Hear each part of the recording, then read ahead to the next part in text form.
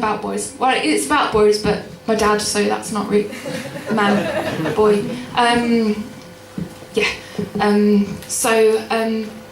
I got ill, everything, didn't die, so you're allowed to smile and be like, oh, that's okay.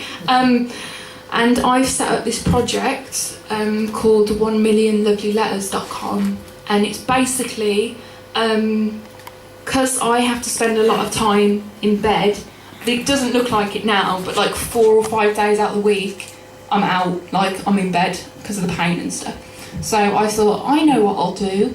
I'll write to strangers all over the world who are also like going through some shit.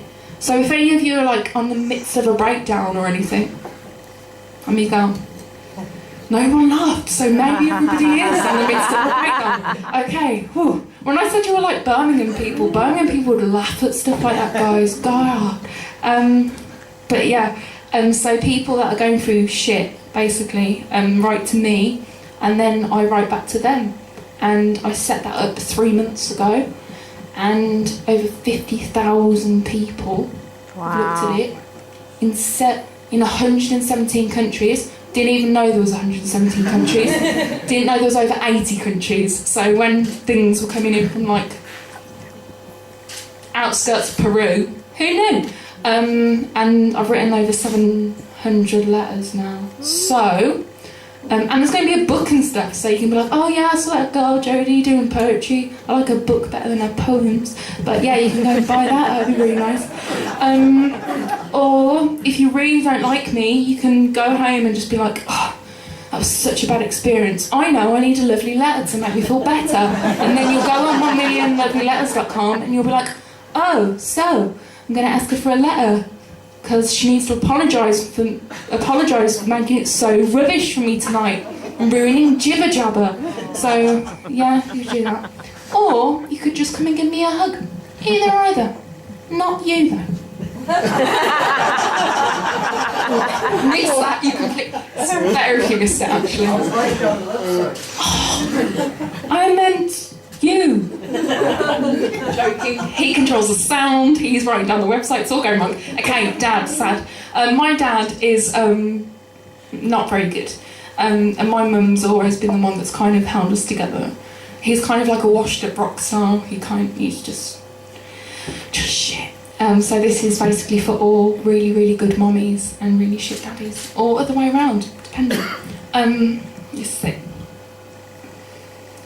I don't know him, I don't look like him, and he doesn't know what my favourite colour is. Since we were kids, my mum's been the one that's done everything. I mean everything, even now. She's astounding. She told me she found him in a bar one night and knew that minute they were right for each other.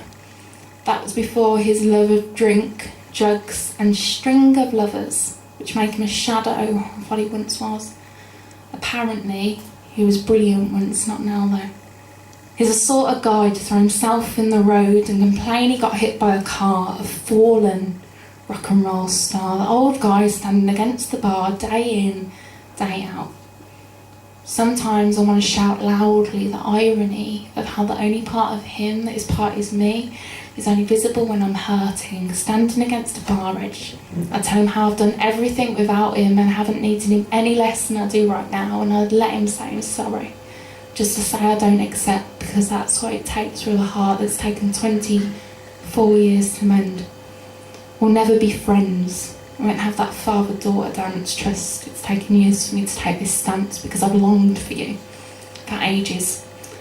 I long for the guy that I made up through bits of my favourite stories, bits of my friends' dads, and a mix of Macho Man Randy Savage, Seal, Trevor McDonald, someone else, but I can't remember. You'd make me rise, sing me to sleep and keep me from harm, and I'd hang off your arm proudly, because you'd have found me. I'd beg my feet to never touch the ground, but you've never been around. I've walked past you in the street and I stared through you. I know because you stared through me too, and I'm not sure if we're just ignoring each other or just not noticing, but we do not stop, we never do. We're ships in the night, me and you. What kept me afloat was the hope that maybe one day you'd turn it all around, maybe you'd put your pint down and realise there's a pretty wicked world waiting for you. Because I waited, he did, and she did too.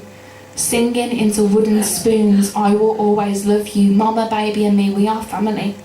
It It's weird how 3 could have been 4 and how you've always known where our front door is, and if home is where the heart is, mine was broken, but I wouldn't change a thing.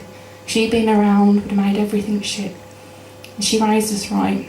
Worked all day and night just to get breakfast on the table in the morning, electric paid by metre, full fridge freezer, uniforms to grow into. And we grew.